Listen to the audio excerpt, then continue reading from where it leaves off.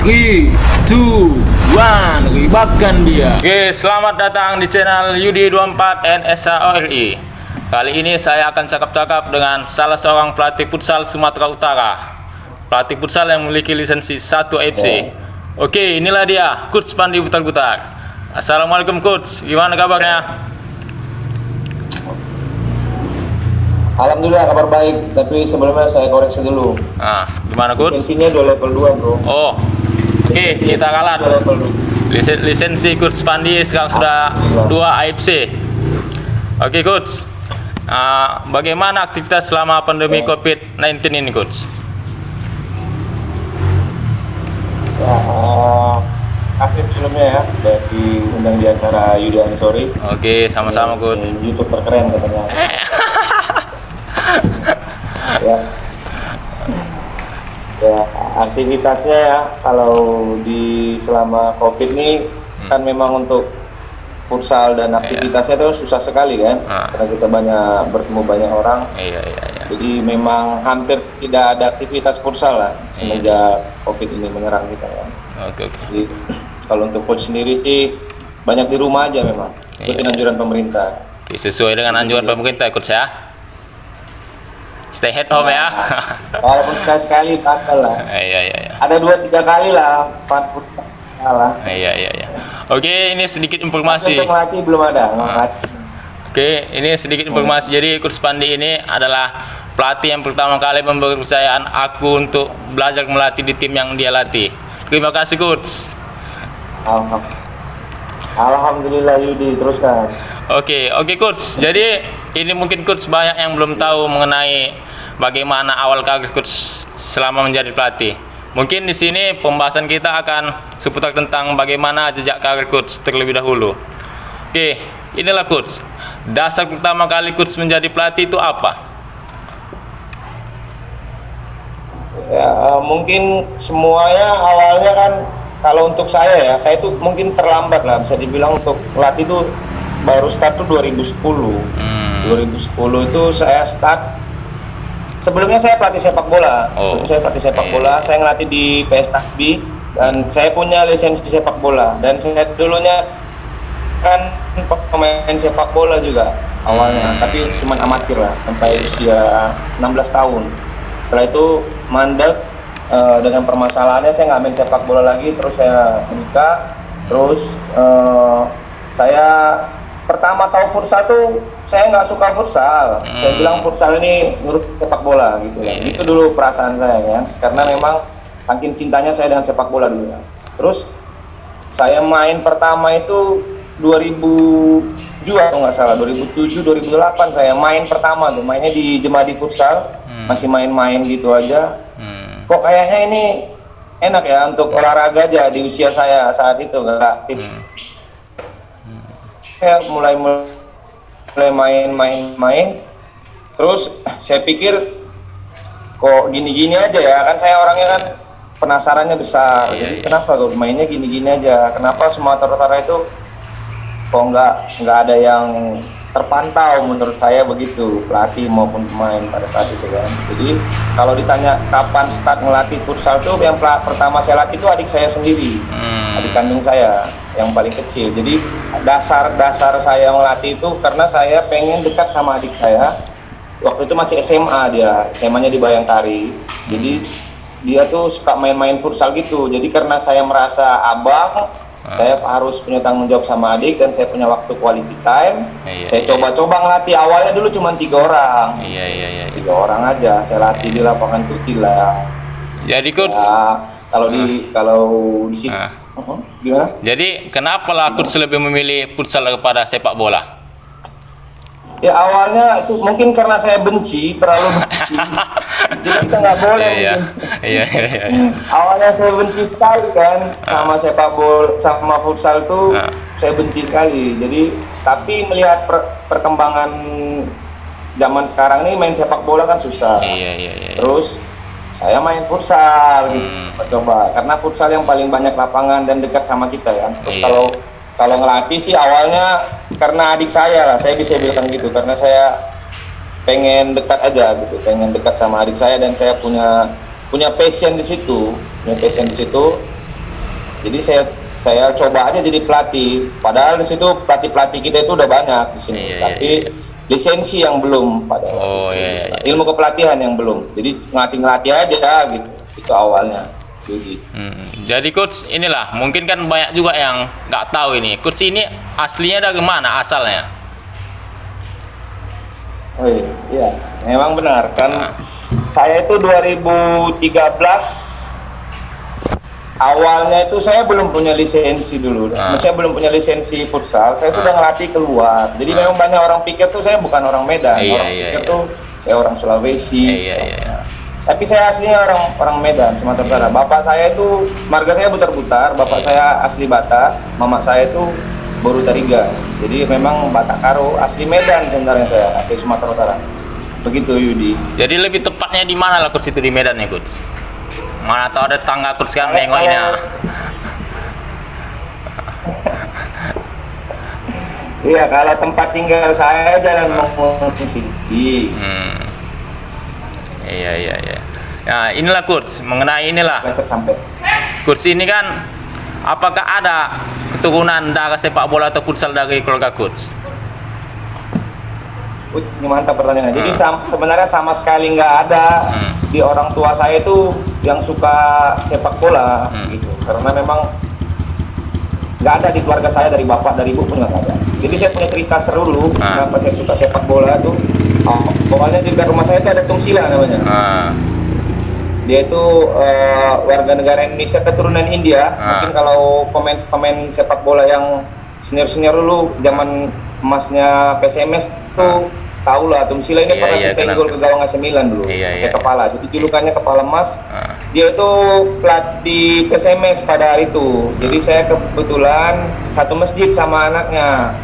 Nah, kebetulan ini Pak Tung Sila ini Muslim, rumahnya nggak jauh dari masjid. Suatu waktu dia ajak saya, Pak Andi, dia bilang, mau ikut saya nggak? Dia bilang, mau kemana Om? Mau ikut nggak? Dia bilang, ya mau Om, karena saya tahu dia baik, saya dekat sama anaknya nggak mau ikut. Ternyata dia mau latihan ke teladan, dia suruh saya bersihin bola, dan suruh angkat bolanya ke mobil. Nah semenjak itu saya setiap latihan PSMS itu saya ikut dia. Jadi semenjak itulah kalau ditanya kapan awalnya suka sepak bola, ya gara-gara Om itu. Om itu bilang, ya udah kalau memang senang sama bola besok ikut sama saya. Gitu. Jadi saya pertama orang gotong-gotong bola, terus nggak lama saya ikut latihan bola SSB. Nah seterusnya lah saya jadi dekat sama sepak bola. Begitu. Berarti coach pertama kali yang menginspirasi ini Pak Tum Sila ya. Iya, yang kepala emasnya itu ya. Iya. Betul. Iya. 100%. Oke, tadi coach bilang coach mulai pertama kali ngikuti terus pelatihan di tahun 2010 itu coach ya. Ya. Itu dulu masih level 1 nasional atau gimana itu coach?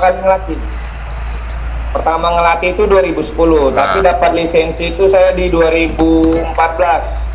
Nah, jadi itu lucu kalau ditanya lisensi itu untuk futsal itu dulu susah, nggak kayak sekarang. Nah, kebetulan saya dulu tuh nggak ikut nasional karena saya sudah punya lisensi. Nah, license D saya udah ada, jadi saya punya hak untuk ngambil di level 1 AFC.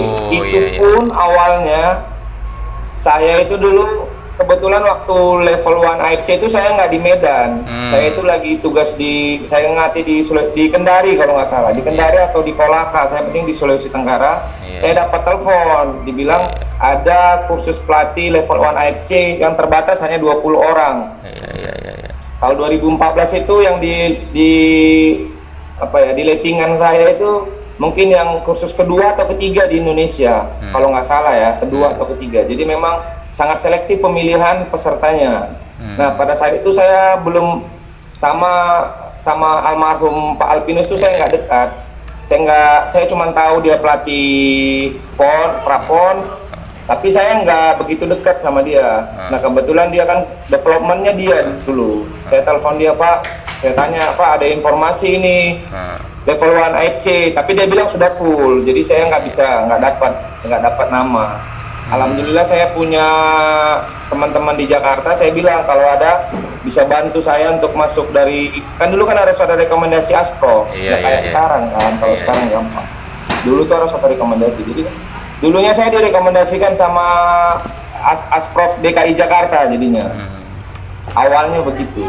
Jadi setelah lulus baru Asprop Sumut mengakuin bahwasanya saya itu orang Sumatera Utara.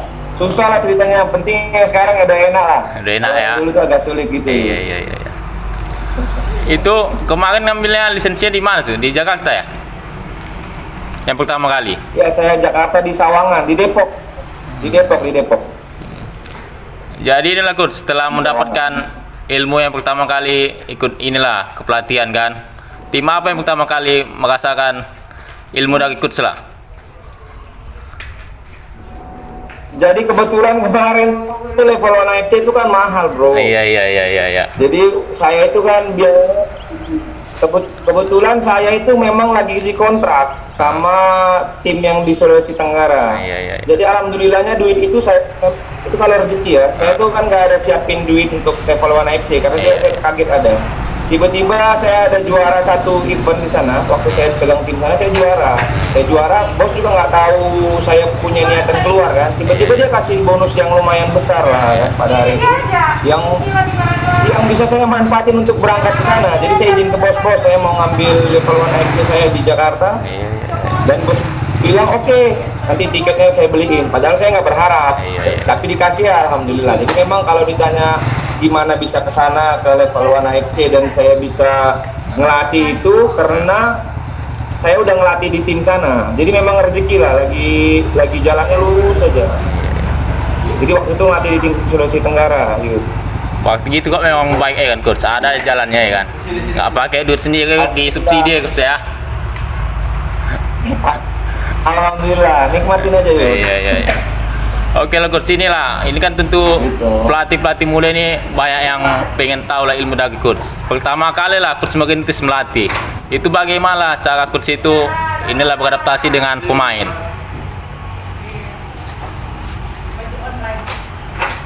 Itu kan kalau zaman saya dulu ya Pak, zaman saya dulu tuh tidak banyak pilihan dan tidak banyak orang yang bisa dipilih. Jadi zaman saya itu waktu ngelatih itu siapa yang mau dilatih ya kita latih serius gitu. Kalau ditanya pendekatannya memang sulit, kalau cintanya bertepuk sebelah tangan tuh sulit. Jadi kalau saya dulu triknya siapa yang mau, siapa yang cinta saya deketin gitu. Saya deketin, kebetulan kan adik-adik saya dulu. Itu pendekatan awal saya.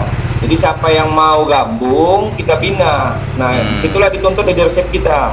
Bahwasanya kita memang pantas dijadikan pelatih, dijadikan pemimpin di situ. Dan modal awalnya memang harus satu aja, kepercayaan sih Yud. Gitu. Kalau mereka percaya sama kita, insya Allah kita memang bisa dipercaya, insya Allah semuanya lancar. Itu aja kalau saya sih triknya. Berarti kuncinya kita melatih itu ya kepercayaan ya coach ya. Iya, kepercayaan. Nah, satu lagi kita juga harus percaya diri. Percaya diri dulu. Kalau kita percaya diri, mudah-mudahan buat orang percaya sama kita itu nggak sulit. Tapi kalau kita nggak percaya diri, orang juga akan susah percaya sama kita. Itu kan otomatis sih. Gitu. Jadi coach ini lah coach, kan ada itu sebagian lah, nggak usah kita sebutkan orangnya kan. Dia datang ke tempat latihan, dia belum punya ini rencana mau dibuatnya di latihan. Itu bagaimana lah menurut coach? Oh, untuk pelatih-pelatih ya khususnya? Iya. Untuk pelatih muda lah khususnya.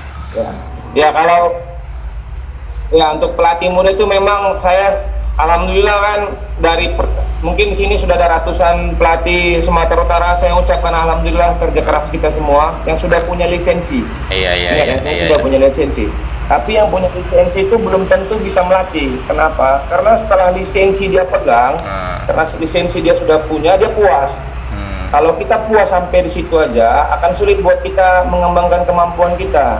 Jadi tujuan saya begini nih, punya lisensi belum tentu bisa jadi pelatih. Kalau kita tidak mau menyediakan waktu untuk berpikir, menyiapkan latihan, menyiapkan program, menyiapkan target kita, akan sangat sulit, Yud. Jadi memang kalau ditanya bagaimana untuk pelatih muda, jangan dulu merasa hebat, jangan dulu merasa puas setelah punya lisensi. Harusnya yang dilakukan pelatih muda, setelah dia punya lisensi, tanya dirinya, sampai mana ilmu yang sudah saya punya? Sudah pantas nggak dipanggil jadi pelatih? Ya, jadi termasuk maksud saya itu kembali ke dirinya. Pantaskah diri kita itu disebut pelatih kalau kita itu tidak buat perencanaan? Kalau kita tidak tahu nanti ini sampai mana nanti ini program latihan ini, itu akan susah menurut saya. Jadi kalau pelatih muda mau maju, mau muncul, mau tampil, jangan tanya dulu bayarannya berapa, jangan tanya dulu banyak sekali permasalahan, jangan langsung mengeluh, jangan langsung menyerah. Jalanin aja dulu, jalanin aja, pantaskan diri kamu sebagai pelatih yang memang profesional, mungkin pantas dibayar, ya kan? Memang pantas dihargain, mudah-mudahan bisa, mudah-mudahan insya Allah. Begitu Yudi. Oke, jadi inilah coach, khususnya inilah pelatih di daerah macam awak inilah khususnya kan. Ini kan kalau kita lihat lah perbandingannya antara di daerah sama di Medan sana kan tentu jauh sekali. Di Medan itu hampir tiap bulan sebelum ada yang corona ini pasti ada event futsal. Kalau di kampung kita di daerah saya lah setahun itu pun sekali itu belum tentu ada. Jadi bagaimana lah menurut coach supaya ilmunya ini tetap biasa, tetap dia ngikuti udah sampai mana informasi kepelatihan ini gitu coach. Yang pertama begini Yud, kalau pola pikirnya begitu akan sulit buat kita semua itu berkembang, khususnya futsal, karena kita ini kan semua kan agennya kan, agen futsal. Nah kalau orang daerah bilang orang Medan begitu, bagaimana kita orang Sumatera Utara bilang orang Jakarta itu lebih enak, banyak sekali sponsor, banyak sekali. Begitu juga orang Jakarta.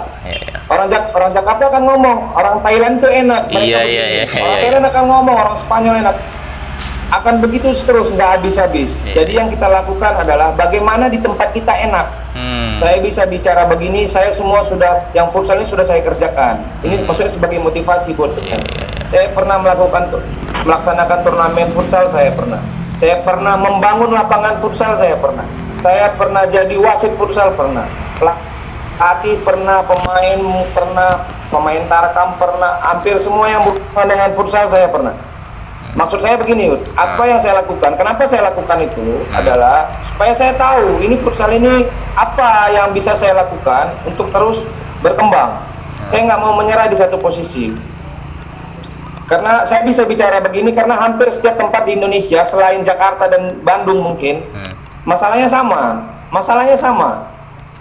Ya karena event latih banyak, tapi itu bukan permasalahan yang harusnya kita sedihkan menurut saya. Harusnya permasalahan yang sama-sama kita selesaikan.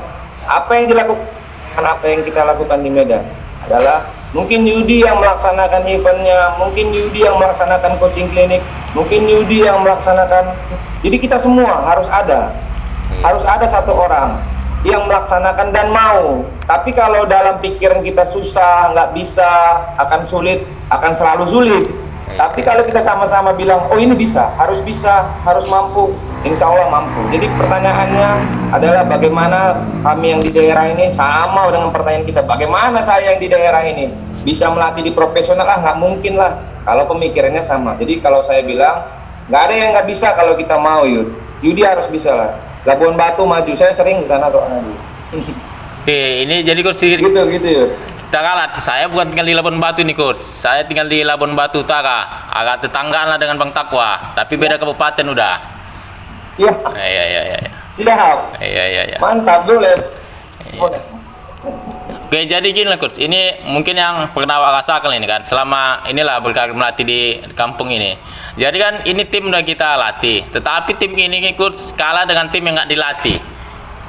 Kita udah persiapan tapi kita kalah dengan tim nggak dilatih. Itu bagaimana lah pendapat coach itu? Nah, itu kan pasti pandangan masyarakat kan. Itu hal yang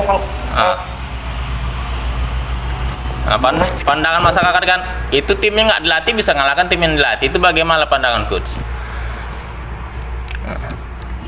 Ya, kebetulan saya juga dulu awalnya pernah merasakan hal yang seperti itu. Iya. Ya, jadi kembali itu ujian awal ujian awal buat kita pelatih. Kenapa sih saya ngelatih tim yang sudah terlatih tapi kalah sama orang yang tidak latihan? Banyak sekali faktornya. Tapi itu tidak bisa jadi alasan buat kita berhenti Kalau Yudi bilang itu terjadi, saya juga sudah pernah mengalaminya. Tapi apakah itu bertahan? Hari ini tidak. Saya pernah bilang sama pelatih-pelatih di Medan, beberapa teman yang sering komunikasi ke saya, selama pemain tarkam itu masih juara di satu event, berarti pelatihnya belum berkualitas. Paham nggak maksudnya? Iya, paham. Latihannya belum berkualitas. Latihannya belum berkualitas, pelatihnya belum berkualitas dan belum bekerja keras menurut saya. Dan itu pengalaman Yud, itu pengalaman yang sudah terjadi di Medan duluan gitu. Jadi jangan dipikir itu hal yang baru, hal yang besar, bukan. Itu sudah terjadi di mana-mana. Ya, itu akan terjadi kalau latihannya terputus, ya kan? Atau latihannya tidak rutin, atau memang bakat yang dilatih itu belum mumpuni untuk event, tapi dipaksakan untuk event. Kalau untuk futsal, kita harus perhatikan semuanya secara mendetail, karena kalau bicara menang atau kalah kan begitu. Iya. Jadi kalau Yudi berhenti hari ini, berarti Yudi berhenti di tengah jalan. Sayang sekali. Yang harus dilakukan adalah terus latihan sampai mereka tidak bisa, maksudnya sampai pemain Tarkam ini berkeinginan untuk latihan karena mereka kalah. Iya. Paham nggak maksudnya? Paham. Ya, jadi jangan takut, jangan risau. Itu pengalaman yang saya alami juga dulu. Hari ini hampir susah tim Tarkam menang di Medan, hampir susah. Sangat sulit sekali. Hampir setiap event tuh yang menang tuh tim-tim latihan, tim yang punya persiapan, tim yang sudah kompak. Begitu. Nanti waktunya akan tiba, Yud. Nanti waktunya akan tiba kalau latihannya terus rutin, semakin banyak latihan, semakin berkualitas latihan, semakin banyak pelatih, akan ada waktunya nanti. Begitu, Yudi. Tin awak ambil dari penjelasan coach ini, ya walaupun gagal di setiap event, maksudnya harus ada evaluasi coach ya. Kenapa kita bisa gagal ya kan coach ya? Ya, betul. Oke coach, jadi inilah kan, ini yang sepanjang nggak perhatikan lah. Coach ini selalu dekat dengan pemain, dengan mantan pemain. Itu bagaimana cara coach bisa menerapkan itu kepada pemain? Karena kan nggak semua ya pelatih bisa, inilah bisa ada kedekatan dengan pemain. Kalau coach saya lihat itu ada di dalam diri coach. Itu bagaimana coach menerapkan itu? Ya, kan kita pelatih itu kan seni plus sains, art plus sains. Jadi seni tambah ilmu pengetahuan. Semua orang punya filosofi, semua orang punya pendekatan. Saya nggak bilang saya yang benar, saya nggak bilang mereka yang benar atau saya yang salah, mereka yang salah. Yang pasti menurut saya, setiap pertandingan futsal itu akan membutuhkan banyak sekali energi. Setiap pertandingan nantinya. Nah, itu menurut saya kalau kita nggak dekat sama pemain, kalau kita tidak tahu apa kelebihan dan kekurangannya, kalau kita tidak pahamin ini pemain, akan sulit buat pemain itu tampil 100%. Untuk menang kalah itu nanti dulu yuk. Tapi untuk bermain secara sungguh-sungguh itu perlu adanya kedekatan. Jadi saya melakukan itu sama modalnya seperti yang Yudi tanya awal tadi, apa sih modalnya coach? Modalnya kepercayaan. Di saat saya percaya sama mereka, saya akan berharap mereka percaya sama saya dengan segala tindakan saya. Setelah itu sama-sama kita pegang, pemain dan pelatih pegang itu, mudah-mudahan semuanya akan kita jalanin bersama. Kan nggak selalu tim itu jalannya mulus, nggak selalu tim itu akan semuanya ada. Jadi kalau ditanya gimana, apa kiat saya untuk selalu dekat sama pemain, saya percaya sama mereka. Di saat masuk ke latihan saya harus percaya mereka. Di saat mereka masuk ke latihan saya, mereka pun harus percaya dengan saya. Kalau tidak bisa, lebih baik kita berhenti di depan daripada di tengah atau di belakang. Itu yang saya lakukan selalu sama pemain. Mudah-mudahan kalau mereka percaya dan mereka rasakan itu, akan tidak sulit untuk kita bekerja sama, Yud. Gitu. Oke, thank you coach. Oke coach, ini kan informasi yang awak dapatkan kan. Coach ini pertama kali melatih tim profesional lah. Itu kan di tim Mataram FC kan coach kan? Itu bagaimana prosesnya bisa sampai melatih tim profesional itu coach? Oke, untuk profesional itu kan artinya dibayar. Iya. Untuk saya sebagai pelatih profesional itu awalnya sih 2012, tapi untuk melatih tim yang profesional 2016. Jadi kalau ditanya gimana bisa masuk ke tim profesional, saya memang memprofesionalkan diri saya sendiri duluan, awalnya dulu. Karena definisi profesional itu kan tanggung jawabnya besar. Kita dituntut memenuhi kemauan manajemen karena kita dibayar. Kalau saya itu 2012 saya sedang melatih Tasbih Futsal Club. Alhamdulillah dulu saya bawa tim itu sampai di putaran nasional di gimana ya? Gimana? Sorry. Kita main di Jawa Barat ya, di Jawa Barat dulu, mewakili Sumatera Utara dengan tim Isori FC kalau nggak salah 2012. Situ saya sudah mulai dapat bayaran. Sampai 2013 saya sudah mulai latih di luar, 2014 di luar, saya 2012 di Medan, saya itu di luar sampai 2016 saya dapat tawaran di Mataram FC. Awalnya adalah kita harus tampil dulu yuk, tampil di nasional, sampai orang lihat kita, sampai orang lihat oke, ini someone, seseorang, dia kenal, mungkin dia nggak kenal kita siapa, dia kenal tim tapi nggak kenal pelatihnya, sampai Mataram tuh saya ketemu tuh pertama 2000 saya ketemu dia di 2014 kalau nggak salah. Saya ketemu di Padang, Rafaeli Futsal, ketemunya di 8 besar, saya kalah 8-5 pada waktu itu. Tapi mungkin manajemen lihat tim saya sebagai kuda hitam pada hari itu kan event nasional. Jadi mereka lihat saya kuda hitam, di situ kita mulai jalin komunikasi, ngobrol. Sampai ketemu kedua di Liga Nusantara 2015, saya kalah juga sama mereka. Saya bawa tim dari Sulawesi juga kalau nggak salah. Setelah itu kita komunikasi lancar, dia merasa mungkin saya punya sesuatu yang bisa saya kembangkan di liga profesional, dia percaya. Mereka telepon saya pada saat itu, mereka butuh pelatih. Awalnya saya pikir saya jadi asisten di sana, tapi waktu saya sampai di sana, ternyata saya jadi head coach, langsung diberi kepercayaan oleh manajemen. Dan pada saat itu kan direktur tekniknya kan Bang Bonsu kan almarhum. Dia minta saya tanganin tim hanya dalam persiapan 2 minggu pada saat itu. Jadi memang kalau ditanya prosesnya panjang ya. Sampai orang lihat kita,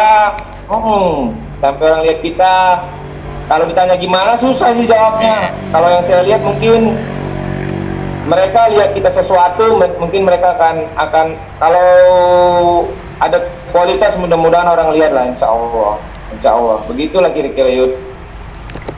Oke coach, inilah kan setiap pelatih itu memiliki karakter masing-masing lah coach.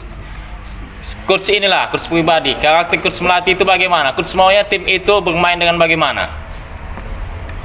Saya pengen tim itu yang kerja keras dan pintar. Saya pengennya punya tim itu yang